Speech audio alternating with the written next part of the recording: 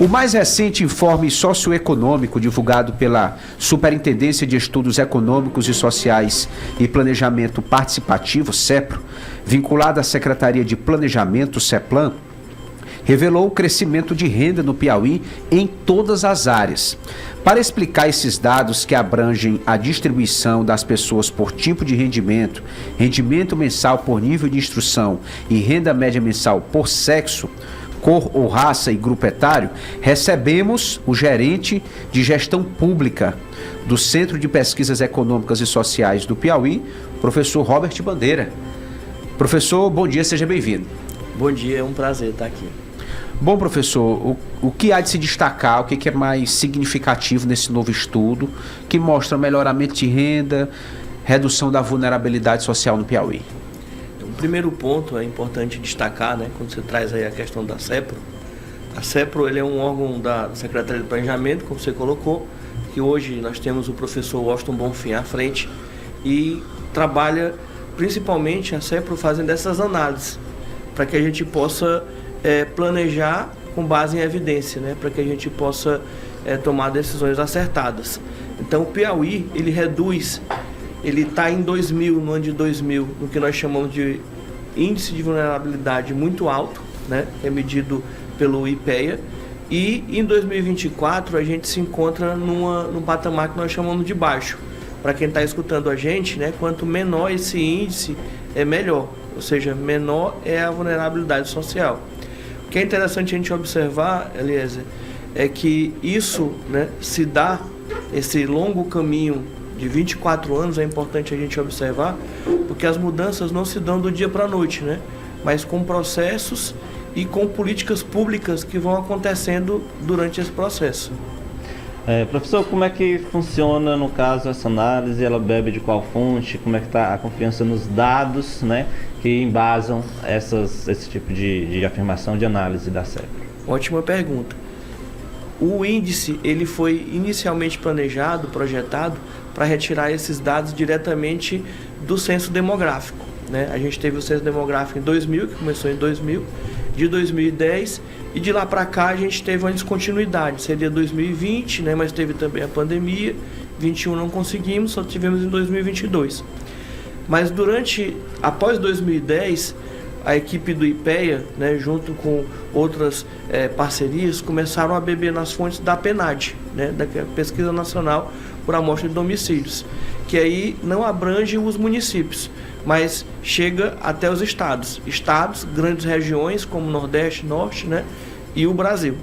Então são números em tese do IBGE, vamos dizer, A SEPRO, para fazer esse tipo de análise, ela pega informações do IBGE. Correto. A SEPRO e outros institutos que são estaduais bebem muito nas fontes oficiais, do IBGE, por exemplo. O estudo analisa também a eficiência dos programas ou ele se atenta mais à questão dos números? Como é que serve de análise até para embasar as decisões do governo, por exemplo, para definir qual tipo de política pública tem dado certo, o que precisa mudar? Interessante a sua pergunta. Por quê?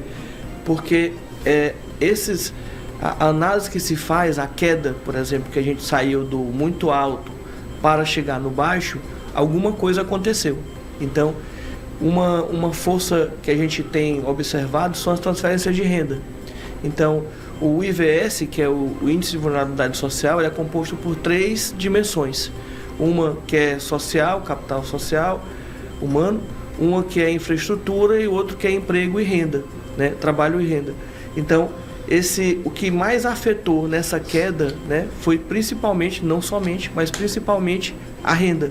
E aí a gente vê uma política de transferência de renda que se deu, desde, se a gente pegar a queda, a gente sai de 500 para 400, de 2000 a 2010, foi bem lento, ou seja, a gente cai pouco, a gente sai do patamar de muito alto para alto, e de 2010 a gente até 2024 a gente sai do alto para baixo. Ou seja, o que impulsionou isso? Principalmente políticas públicas e política de transferência de renda. E é bom deixar claro que isso afeta também o capital humano. Por quê? Porque as transferências de renda, elas são condicionadas. Ou seja, para que a família receba o seu benefício, ela tem que matricular o seu filho numa escola e tem que cumprir também obrigações de saúde.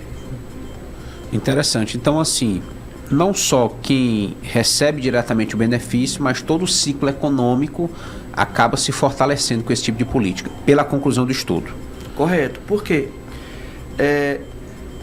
Quando você injeta uma verba ou dinheiro na economia, a partir desses benefícios, não só essas pessoas melhoram a sua alimentação, por exemplo, mas que para elas se alimentarem, elas vão ter que comprar no mercado, né?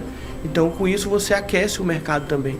E falando nessa questão da segurança alimentar, por exemplo, esses programas nos deram também, foi um estudo que a gente fez também a partir do informe de número 30, que trabalha sobre a questão da segurança e insegurança alimentar. Pra vocês terem uma ideia, nós saímos em 2004, o Piauí estava com uma insegurança alimentar grave, que nós chamamos de fome, né? Ou seja, de 11% da população.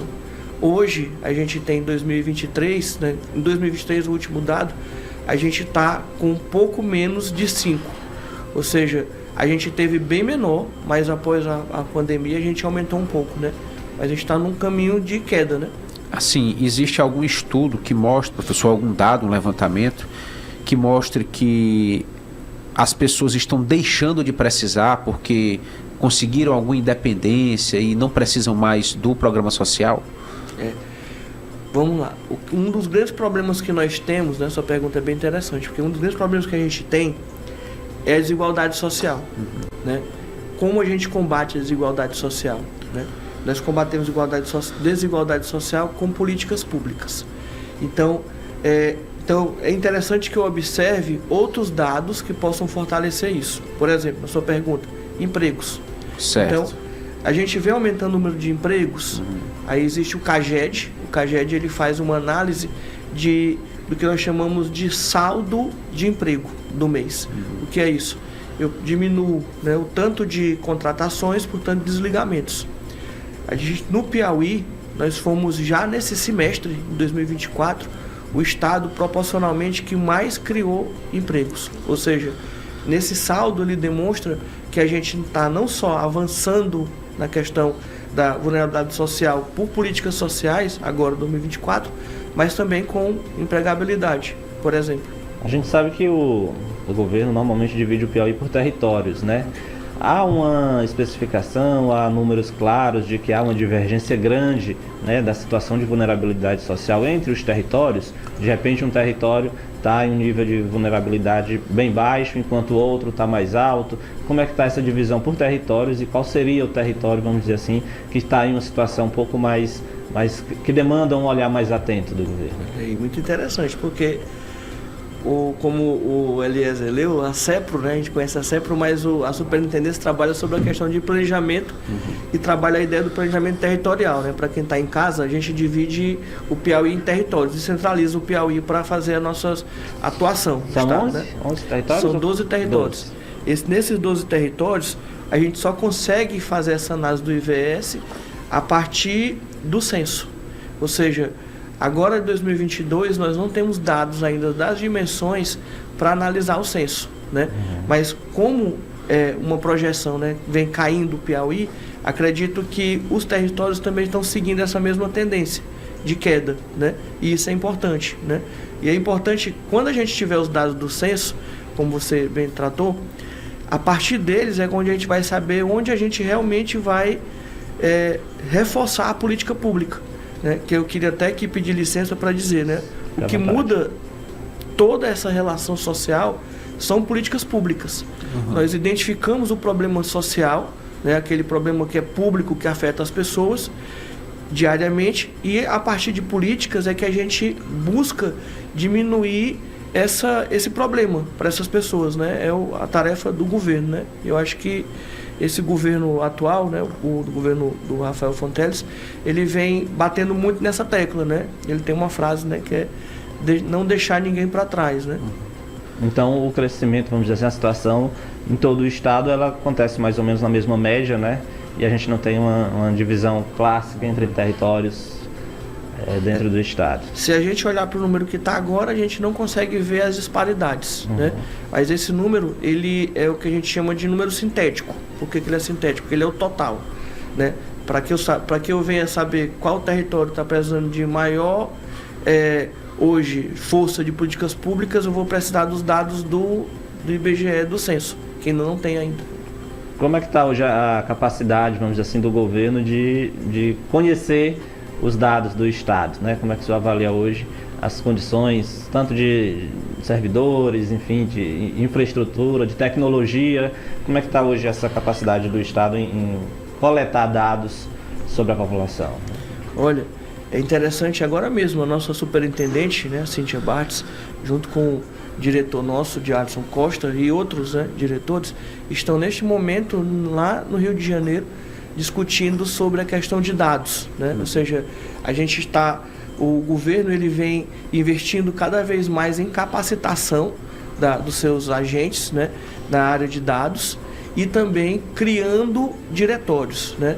No próprio site da CEPLAN, nós temos o que nós chamamos de Dados PI, né? Uma plataforma onde a gente disponibiliza vários dados, por exemplo, da área de emprego e renda, sobre uso de drogas, por exemplo, a questão da mortalidade infantil. Cada vez mais a gente está investindo em tecnologia, principalmente a partir de análise de inteligência artificial, que é o que a gente pode observar da secretaria nova, né? Que é o do Dr. André Macedo, que trabalha diretamente na criação, né? Que nós chamamos de Data Lake, né? Um lago de dados, para que a gente possa coletar esses dados de lá e tomar decisões. Então, quer dizer, a inteligência artificial já é uma ferramenta prática hoje para o governo do Estado. Sim, a gente já utiliza, por exemplo, automações para puxar dados. A gente tem analistas altamente treinados, né? Ou seja, em linguagem R, em Python, para que possa fazer essas análises, por exemplo. As outras secretarias, como é que funciona a busca, né, das outras secretarias junto à gerência lá, para ter informações, né, de dados da sua área, né, da área de atuação, secretaria enfim, na área da agricultura, desenvolvimento rural, enfim, como é que funciona esse diálogo, né, da pasta de vocês com as demais secretarias? Nós temos uma superintendência de monitoramento estratégico, né, que assume. Essa superintendência, ela recebe periodicamente secretarias para, primeiro, a gente faz uma análise, ou seja, cada secretaria faz seu planejamento, e a partir desse planejamento que cada secretaria faz, é acompanhado, passo a passo. O governador definiu compromissos, e esses compromissos, eles são monitorados, ou seja, ele quer que esses compromissos, eles saiam do papel e virem realidade. Então, assume, por exemplo, né, da professora Gabriela, ela trabalha esse monitoramento constante. Neste monitoramento se geram dados, ou seja, dados para que a gente possa monitorar e no futuro avaliar, né? Que é importante, porque logo a gente vai começar a avaliar os impactos dessa política. Porque quem está escutando aqui a gente, ele não quer muitas vezes saber de política pública, ele quer saber se essa política pública gerou um resultado. E aí vem uma outra inovação, né? A gente está cada vez mais trabalhando e se afinando e se capacitando para avaliar impactos de política pública. Professor, qual é a prioridade hoje do governo? Existe alguma determinação maior, dentre tantas obrigações e trabalhos e projetos, mas qual tem sido o foco do governo do Estado atualmente? O governo ele tem alguns pilares. Um dos pilares é participação da sociedade. E essa participação da sociedade a gente pode observar, por exemplo, a partir do OPA, né, o Orçamento Popular Digital. Hoje alcança, né, cidades estratégicas, né, como Teresina, Picos, Floriano, né, Parnaíba, Piripiri. Isso é um viés participativo, ou seja, o que o povo quer. Então, isso é interessante se a gente observar no Brasil como um todo, a gente vai ver poucos estados dispendiando dinheiro ou disponibilizando dinheiro do seu orçamento para saber o que a população realmente quer. Um outro pilar é a transformação digital, ou seja, como eu vou transformar, para que eu tenho que transformar digitalmente? Porque eu preciso zerar a fila, por exemplo, de consultas. né? Então, no ano passado, a gente observou isso, a gente tem a telemedicina, e a telemedicina ela é fruto dessa transformação digital, onde as pessoas zeram aquela fila e elas são encaminhadas diretamente para até o exame, né? E aí seguem. A transformação digital permite também a pergunta anterior, a questão dos dados. A criação de um lago de dados, a criação do dados PI, ela vem nessa transformação digital. E essa transformação digital nos ajuda a alcançar o quê?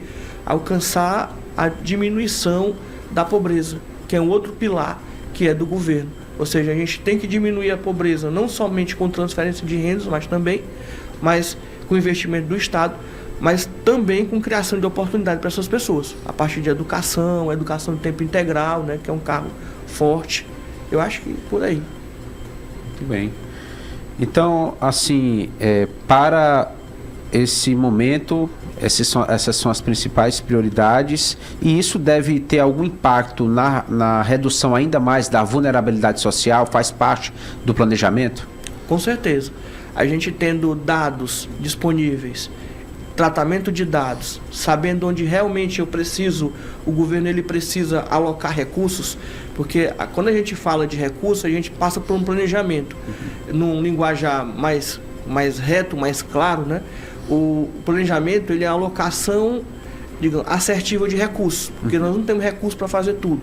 Então, quando a gente observa que aquele território precisa mais do que o território B, por exemplo, então eu vou focar mais nele para que eu possa desenvolver melhor ele.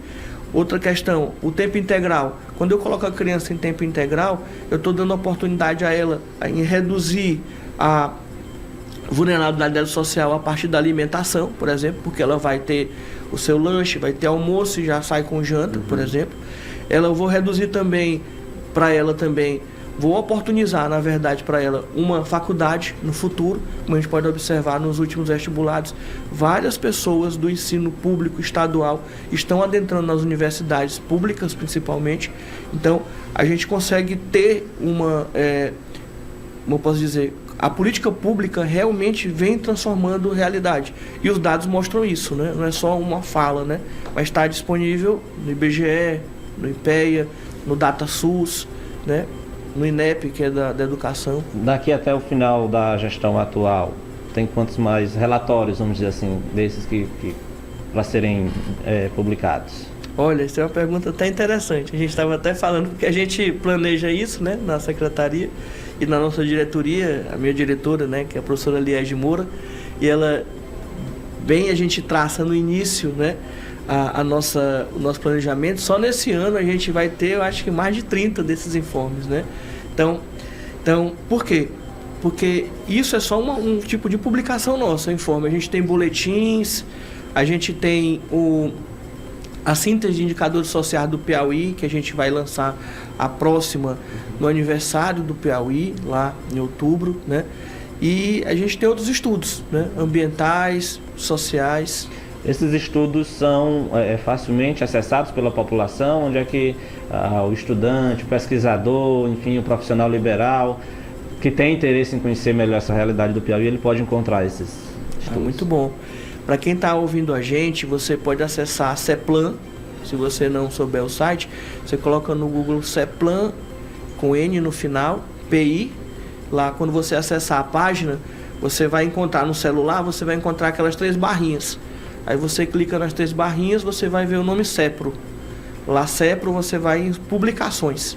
Aí lá tem todas as publicações que a gente está produzindo. Toda a produção intelectual da CEPRO está disponível lá então? Está disponível por lá. E é interessante, é bom para estudantes, né?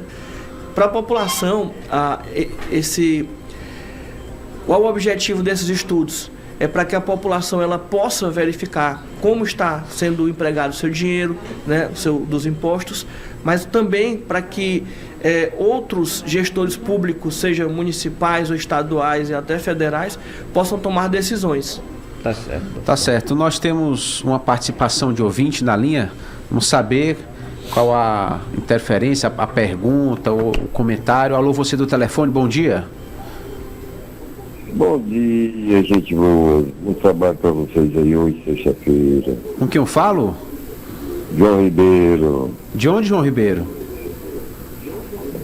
que é da Vila do Sapo.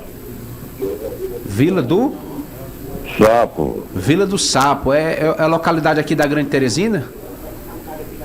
É, menino, que perto da Vila do Arame. Certo. Próxima. Pô, fique à vontade. Agradecer aí a vereadora Graça Mourinho. Que tiraram ela. O judiciário tirou ela, mas o povo vai botar ela de volta. Entendeu? Certo. É um recado que eu queria deixar para Tá certo. Obrigado pela sua participação. Bom final de esse semana. rapaz que tá falando aí, é fácil falar na televisão. Se ele vê o tanto de empresa de lixo que está abrindo em Teresina, mas está abrindo mais do que comércio, porque o povo, os eleitores do PT está tudo catando lixo para vender aqui. Ele não está sabendo disso aí. Certo. Obrigado pela sua Pois participação. Viu? Obrigado. Obrigado, meu irmão. Bom dia, bom final de semana. Professor Robert Bandeira, eu gostaria de agradecer a sua participação, sempre disponível aqui para nos atender. Professor Robert Bandeira, que atualmente está como gerente de gestão pública do Centro de Pesquisas Econômicas e Sociais do Piauí. Muito obrigado, professor, e até a próxima oportunidade. A gente agradece e estamos sempre à disposição para falar de outros estudos futuros.